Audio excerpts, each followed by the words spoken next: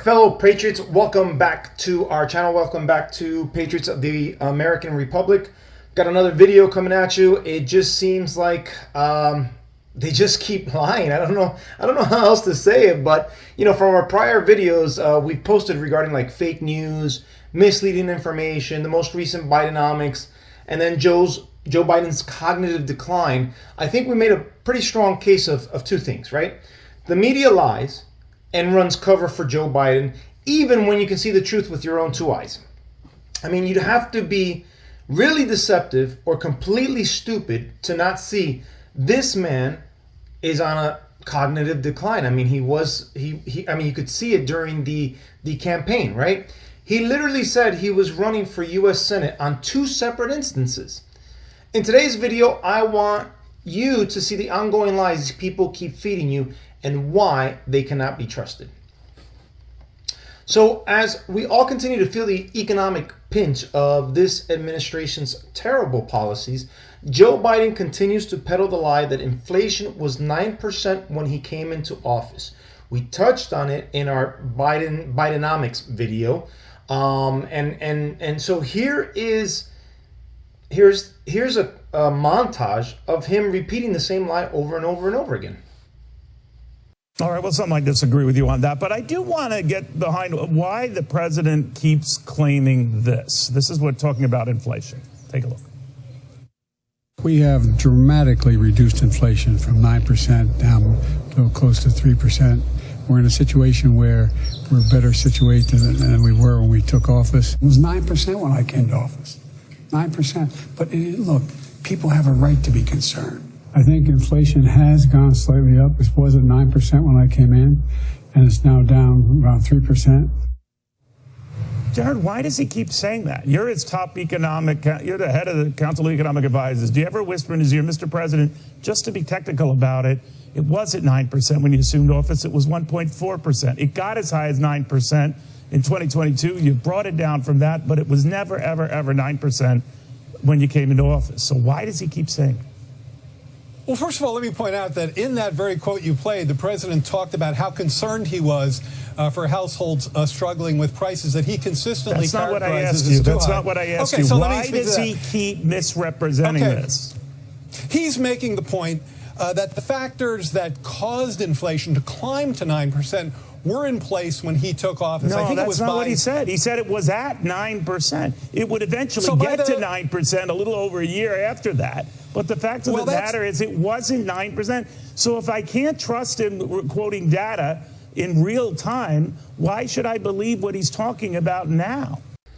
Did you capture that? Did you notice the squirming and the lie from this guy? Talk about the policies. What Joe Biden meant was that the policies were in place. The policies that drove inflation up to 9% were in place there before he got. So they're trying to shift blame on Trump, of course, because that's what you do. You throw blame to somebody else in order to, you know, not acknowledge your own failures. So, and we played this video during that Bidenomics video, but let's take another fresh reminder of what the White House posted last year. Oops, accidentally revealing some very stark truths. One last thing, by the way, they posted the greatest loss in the history of Twitter yesterday on Twitter, the Biden White House. This is real. They're like, hey, great news. Inflation's coming down, giving families real breathing room. Here, look at the chart. Everyone in chat, look at this. So, what about that chart looks interesting? Notice the peak and the inflation going up starts exactly when Joe Biden gets into office. Right. Yes, Guy said it right. The intern forgot to crop the picture. Inflation has fallen by more than half. It's a picture of inflation spiking exactly when Biden got into office and never returning back to the Trump years. This is the greatest L ever posted in the history of Twitter. That intern's probably fired right now. This is great. The propaganda minister at the White House screwed it up. That is great. You got to see the tweet. If you didn't watch it on Rumble, check us out on Rumble. So that chart, which the White House put out, clearly shows where inflation was when Biden took office and how it reached as high as 9%. Now it comes down since then, but it's still high as costs are still up and people are still struggling to make ends meet.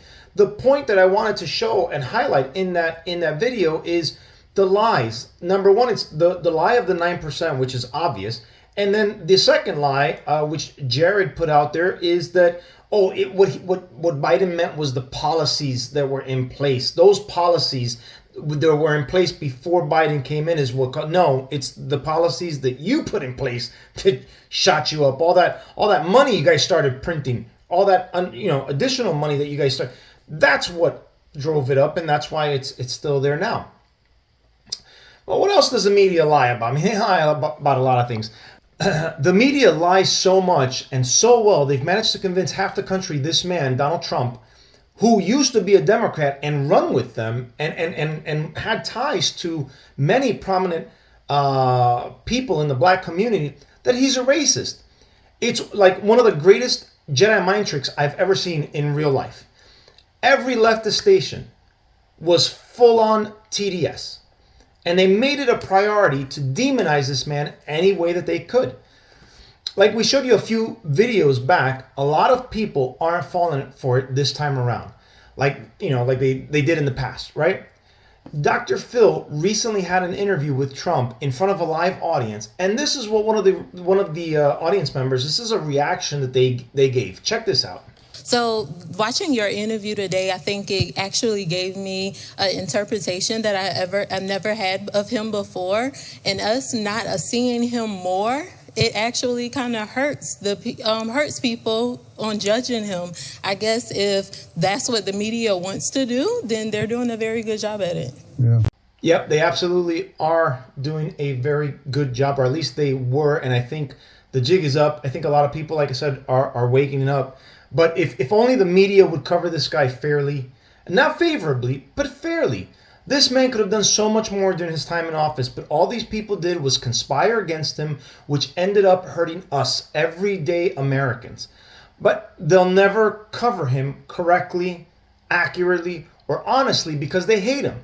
And they hate anyone that will help him or cast him in any other light than the dark lenses that they see him through. Watch this from the former press secretary of Bill Clinton. Let's take a look at this one. But I think, and that means, it's going to be a challenge for those who are doing the debate in June. I mean, I think it's journalistic malpractice to do a live interview with President Trump on television.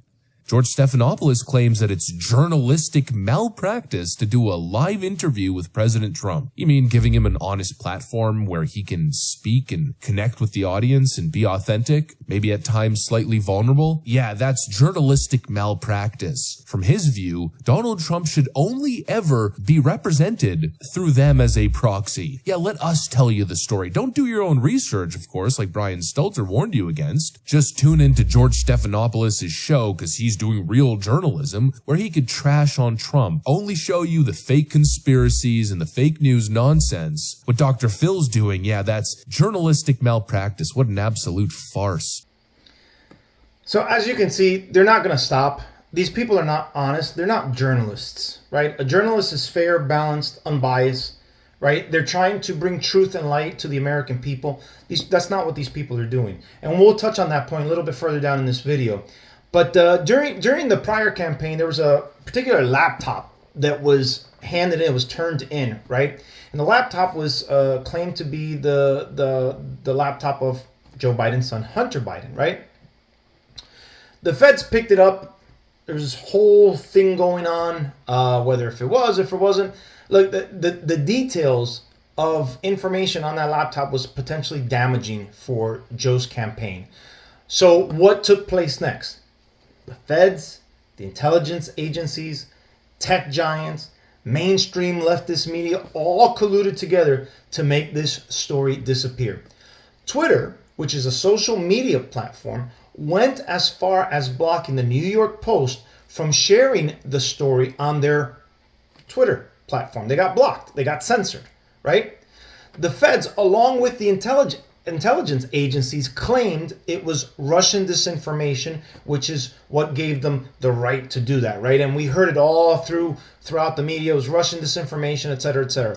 Various members or former members of the intelligence community signed a letter stating that this was Russian disinformation. Think about that in context now, and you look back to the New York Times cover. This is in March of 2022, Spies Who Lie, that listed all of the folks who signed that letter, and now the prosecution, the U.S. government, is saying this was not only legitimate, but it wasn't tampered with. Yeah, every single person, every single national security official and former CIA directors, et cetera, who signed that letter, they owe an apology to the American people. There is so much damage that has been done to the intelligence community by these former Obama and Biden appointees politicizing this case before an election. This is why people, if you're the heads of the CIA, if you're the head of the DNI, you probably shouldn't be commenting on the record, signing letters about things that you don't have any active information on. Not only was it wrong, it was an untruth. Maybe it was a lie. Maybe the president didn't realize he was lying to the American people, but ultimately that's what happened in that debate. The president and every single person who signed that letter not only owe an apology to the American people, but there needs to be a reckoning for what they have done to undermine the intelligence community, the FBI, the CIA, to the American people. When you want to know why the American people don't have faith in institutions, it's because of leaders, gutless leaders who get involved politically and do the things that they did. It's infuriating to me as somebody who spent almost 20 years in national security to see them do this, to see them undermine the profession. And listen, I think when it goes to the bigger trial, writ large, what I'm more concerned about, and I think that this will bring the conversation into the general election as it should. We'll see what happens with this jury trial, Brett. What I'm more concerned about is we still don't have a full accounting of the business dealings between Hunter Biden and China, the members of the Chinese Communist Party, Ukraine, and if the president was involved at all. Those are serious things that still need to be examined in my mind. The media did not hesitate to parrot the same talking point and dismiss the laptop story in order to help drag Biden over the finish line. Joe, they're calling you a corrupt politician. Nobody. President Trump, I want to stay on the... There are 50 former national intelligence folks who said that what he's accusing me of is a Russian plan. They have said that this has all the 5 former heads of the CIA, both parties, say what he's saying is a bunch of garbage. Nobody believes it except his and his good friend Rudy Giuliani. You mean the laptop is now another Russia hoax? Oh, the laptop didn't even exist, actually. It was a figment of your imagination, apparently. It was something created in a lab by the Russians. That's what Joe Biden's CIA friends told him to say. Then, of course, Hunter was rushed to the mainstream media to play a game of laptop. What laptop? Whose laptop? What's a laptop? Was that your laptop? For real, I don't know. I know, but you know this is... I really don't know. Okay. The answer is. You don't know, yes or no, if the laptop I don't have was any yours. idea. They lied about it all, and then fast forward today, again that lie gets exposed, similar to what we saw in the Jake Tapper clip when it was exposed that Hunter Biden had received well over $10 million, essentially starting from the moment Joe Biden became vice president. That exposed Joe Biden pretty good in his lie that his son never made any money abroad. And now this whole the laptop's a Russian mirage conspiracy, well, that theory's fallen to bits, as now Joe Biden's own DOJ is using that laptop, which was supposedly a Russian myth, to prosecute his own son, Hunter Biden. Yeah, explain that one. Take the Hunter Biden laptop, for example. The deep state lied to us. The so-called 51 former intel officials all saying it was Russian disinformation. 4 years later, Joe Biden's own Department of Justice is using that same Hunter laptop as evidence in a courtroom to prosecute his own son. I'm sure you won't be getting an explanation, just like you won't be getting an apology from this guy. This is classic Trump. We have 4 days left, and all of a sudden there's a laptop. There's overwhelming evidence that from the intelligence community that the Russians are engaged. I still think that the stories from the fall about your son Hunter were Russian disinformation at a smear campaign, like you said. Yes, yes, yes. I know you'd ask it. I have no response. It's another smear campaign. It's the last-ditch effort in this desperate campaign to smear me and my family. The vast majority of the intelligence people have come out and said there's no basis at all. A guy who willfully lied over and over again to cover up his corrupt tracks. He's the guy supposedly with no scandals. When Donald Trump even mentioned that he might have had a scandal during that infamous 60 Minutes interview, he was essentially told off and told that he was being ridiculous. Leslie. And you think it's the biggest issue to campaign on? I think it's one of the biggest scandals I've ever seen, and you don't cover it.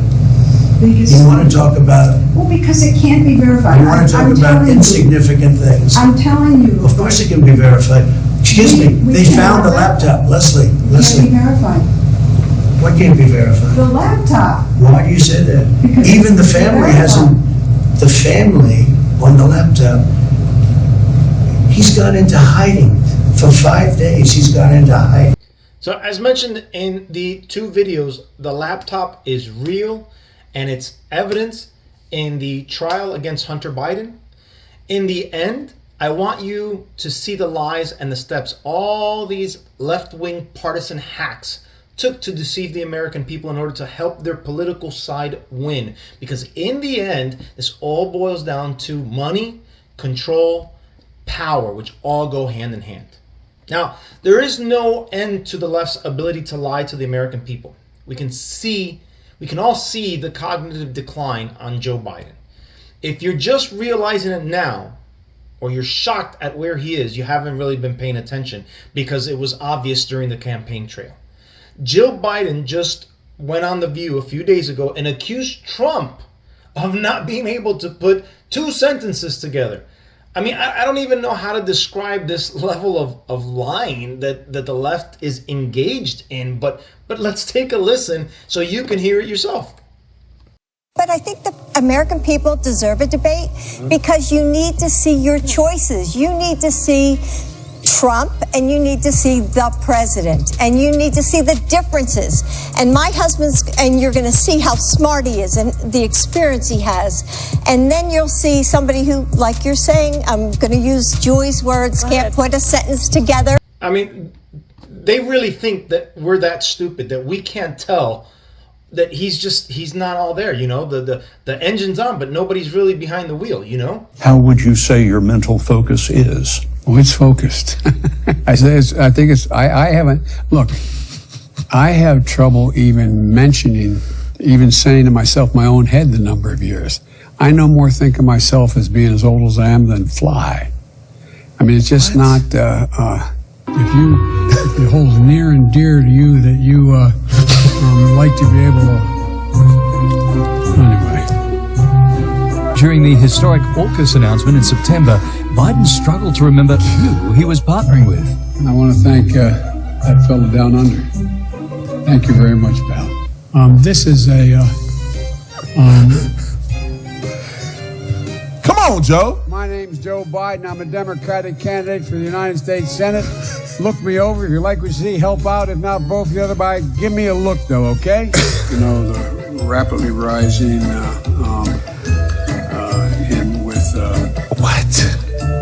I don't know. America is a nation that can be defined in... Hold on, look at Kamala, though. Look at Ketanji Brown and Kamala. That's all I'm going to say to you. Jill, you sure you don't want to recant? Look at Kamala and Ketanji Brown.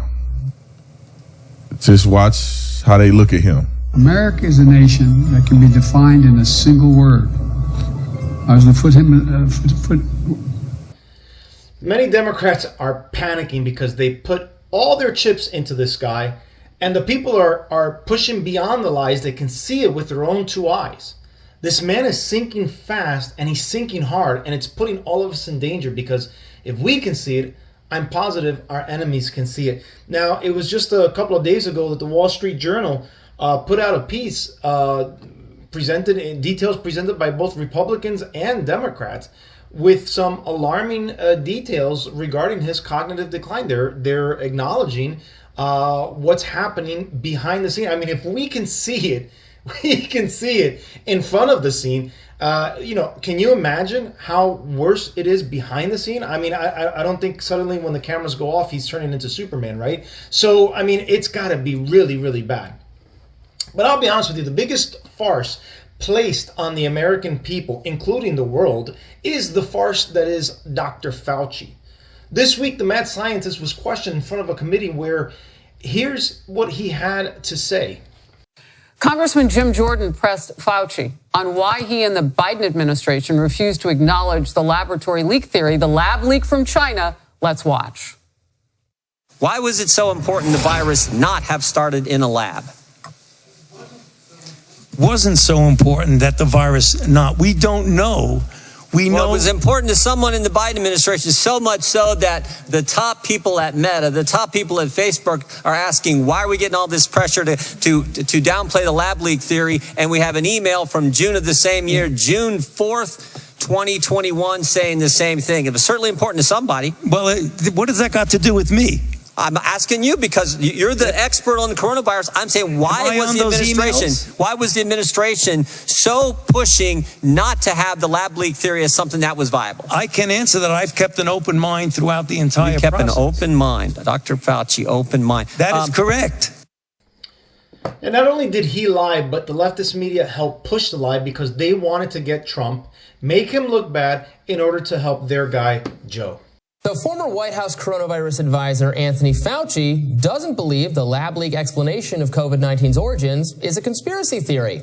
Wow. He admitted that during a closed-door grilling session before the House Select Subcommittee on the Coronavirus Pandemic on Monday. Legislators did not release a transcript of his testimony, but Representative Brad Wenstrup, a Republican from Ohio, who chairs the committee, published some highlights on X. In recent months, Fauci has denied that he ever categorically rejected the possibility that COVID-19 accidentally escaped from a laboratory, but he faces very serious allegations that he deterred scientific experts from considering it. At issue is the proximal origin of SARS-CoV-2, a paper that appeared in Nature Medicine, a scientific journal, in March 2020, the very start of the global pandemic. Fauci was then head of NIAID, the National Institutes of Allergy and Infectious Diseases, and also Francis Collins, then director of the National Institutes of Health, participated in a conference call with the authors of that paper, whose initial openness to a lab leak explanation changed significantly prior to its publication. The paper ultimately ruled out a lab leak as not just unlikely, the phrasing used in an early draft of the paper, but improbable. More recently, Fauci has contended that he always remained open to the idea of a lab leak, but was persuaded by scientific arguments, including those in the proximal origin paper, that zoonotic spillover was more likely. Now, this claim would be more persuasive if Fauci had not stated over and over and over and over again in media interviews that he strongly favored the zoonotic origin theory. His subsequent suggestion that he did not lean in either direction is flatly contradicted by his literal words. Check out this recap from Matt Orfaglia. If it may have been a lab, may have been nature, we're supposed to look forward, then why did Dr. Fauci work so hard for just one of those theories? What do you say to that? I'm almost have to laugh at that, Neil. I mean, that's totally bizarre. First of all, I wasn't leaning totally strongly one way or the other. Flashback. What I do feel strongly about is that this was a spillover from an animal species to a human. Strongly suggesting that, in fact, it was a natural occurrence. Very strongly. Strongly indicating that it was a natural spillover. Strongly points to this being a natural occurrence. Pointing much more strongly. Pretty strong. Towards a natural occurrence. Very, very strongly. Strongly favors a natural occurrence. I wasn't leaning totally strongly one way or the other. It's very, very strongly leaning towards this could not have been artificially or deliberately manipulated. He lied and lied. Did he have his thumb on the scale? I don't know. You tell me. Now, it was certainly in Fauci's interest to downplay the possibility that that human experimentation on viruses accidentally unleashed COVID-19 upon the world. During his career, Fauci remained one of the foremost advocates of public funding for gain-of-function research in which scientists manipulate viruses in order to make them deadlier and more transmissible. Fauci and other public health experts have straightforwardly denied that the U.S. funded such research in Wuhan, China, But critics say this is an exercise in semantics. Indeed, EcoHealth Alliance, a U.S. nonprofit that obtained public funding to conduct research on bat coronaviruses in Wuhan, China, was caught actively misleading Pentagon officials about the nature of the experimentation. Peter Daszak, the head of EcoHealth Alliance, advised colleagues to deceive regulators about the fact that the research would be conducted in China under laxer lab safety standards. And not only did he lie, but the leftist media helped push the lie because they wanted to get Trump, make him look bad in order to help their guy, Joe. Now, one can debate the extent of Fauci's wrongdoing here for certain. It's the mainstream media that really dropped the ball in terms of lab leak discourse if we're revisiting this topic. Remember that the Washington Post was an early offender accusing Senator Tom Cotton of repeating a coronavirus theory that was already debunked. The article explicitly applied the phrase conspiracy theory to the lab leak idea. Now, the New York Times did the same thing, noting that the lab leak had been dismissed by scientists. In fact, the Times lead coronavirus reporter, Apurva Mandavili, went a step further, calling the lab leak a racist theory. Mandavili's tone toward the lab leak was broadly representative of a whole host of mainstream journalists, media commentators, and so-called fact-checkers and misinformation experts. Following this flawed consensus, social media sites, including Facebook, brutally suppressed any and all discussion of the lab leak theory on their platforms, as recently as August 2023. The Journal of the American Medical Association was still counting lab leak discourse online as evidence of the unstoppable spread of misinformation. And the Global Disinformation Index, a British nonprofit that received funding from the State Department, well, they warned that blaming the pandemic on a lab leak could lead to racist attacks on Asian people. So that's a long way of saying that self-appointed misinformation cops went to great efforts to censor and stigmatize this topic of conversation on grounds that it was either racist or conspiracy or both, yet it's neither. Even Dr. Fauci says so. Now, one might hope that this would prompt some self-reflection within media circles. The anti-misinformation crowd wasn't just wrong. They were militant that it was of vital importance to stop everyone from even contemplating the possibility of a lab leak theory. There's a perniciousness underlying this attitude, and one that clearly threatens free speech, as many U.S. political figures, including people like President Joe Biden and Senator Elizabeth Warren, have decided that the federal government should do more to combat purported misinformation. Now, they might consider whether they themselves have been misinformed. And I just saw a screenshot of a World Economic Forum ranking misinformation and disinformation as the #1 global threat, above even like climate change and extreme weather events. There's a dramatic quality to the way misinformation and disinformation is described, and it's like it's fine to disagree on the origins of COVID-19. We still don't know for sure. I'm not saying that we do. It's fine for people to favor the other explanation and to make the case for that at a time where more of the scientific community was saying that.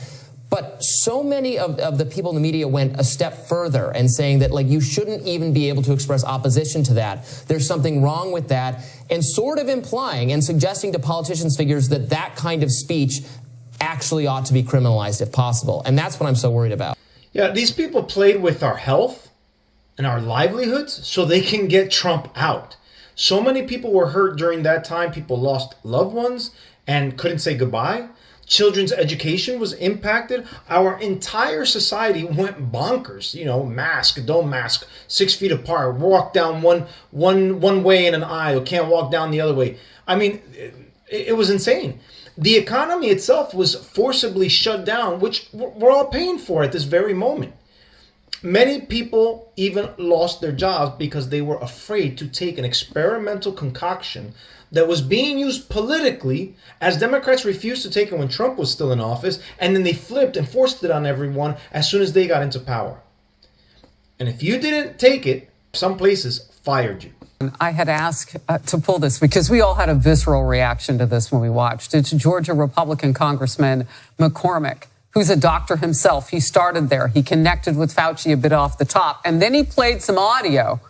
It's a recording of Dr. Fauci, where Fauci says that making people's lives difficult will encourage them to get vaccinated. Just watch. you think can be done about it? I have to say that I don't see a big solution other than some sort of mandatory vaccination. I know federal officials don't like to use that term. Once people feel empowered and protected legally, you are going to have schools, universities, and colleges are going to say, you want to come to this college, buddy? You're going to get vaccinated. Lady, you're going to get vaccinated. Yeah. Big corporations like Amazon and Facebook and all of those others are going to say, you want to work for us, you get vaccinated. And it's been proven that when you make it difficult for people in their lives, they lose their ideological and they get vaccinated. Thank you. Are all objections to COVID vaccinations ideological, Dr. Fauci? No, they're not, and that's not what I was referring to. Well, in reference to making it hard for people to get education, traveling, working, I'd say it very much was in context. What a lying scumbag. Listen, if it were not for our great governor here in Florida, I would have had to either lose my job or take the darn jab. I had told my wife, listen, because we both had to do it. We were both forced to. Both of our companies jumped in the jab wagon after at least mine said that they wouldn't, right? But then, Flip-Flop Joe came out and said that, oh, we're going to do this. And then they switched gears. But I told my wife, let your job let you go. I'll take the jab. And if something should happen to me, well, I've got life insurance. It's up to date. But our daughter needs at least one parent alive. We can't both take the jab and risk our lives. I'd rather take it, risk my life. Something happens, you and the baby will be taken care of. That was an actual conversation I had with my spouse because we were so afraid of what this experiment could do. As I mentioned before, thankfully our governor, along with state legislators, signed a bill that mandated companies to give exemptions from the jab for a number of reasons. One of those was religious, another one was health, and so on and so forth. But thankfully, because of that, we're okay. So remember, let's go way back. I don't know if you guys can remember when we were kids watching Saturday morning cartoons. There was always an episode of some crazy mad scientist trying to take over the world or poison humanity or something of that nature, something evil. And we would always root against the mad scientist. I never thought I'd see the day where many normal people in our society would take the side of the mad scientist. This man should be jailed for crimes against humanity, and he should be stripped of all of his wealth for everything he falsely put us through. Can you imagine making their lives uncomfortable? He's essentially saying that we're going to force you to take the jab indirectly, right? So as I've said before, and I'll say it again, time is our best friend in letting us know who's telling the truth and who's lying. When you catch them in a lie, make sure you don't keep going back, because at that point, you're exactly the sheep they think you are. Now, it's sad, but due to all these lies from all these different institutions, I no longer believe them blindly. I no longer take their professional word of advice at face value. I am now forced to question everything, especially anything and everything that they say. And that's true going forward. Everything that they say, I have to question it because they've lied so many times. What makes me think they're not going to lie again? And that is why we need to continue to seek out truth. Be patient, wait. Let's see what happens. Let's see how things unfold. Eventually, the truth gets revealed as information comes out. And then you, most of all, you need to independently make the decision based on what you're seeing with your own two eyes and what you're experiencing. Don't let these people manipulate you and continue to lie to you in order to drive your emotions, in order to sway you in one direction or the other. Guys, thank you so much for joining. God bless America. God bless Trump. God bless each and every one of you fellow patriots. I'll see you guys next time. Take care.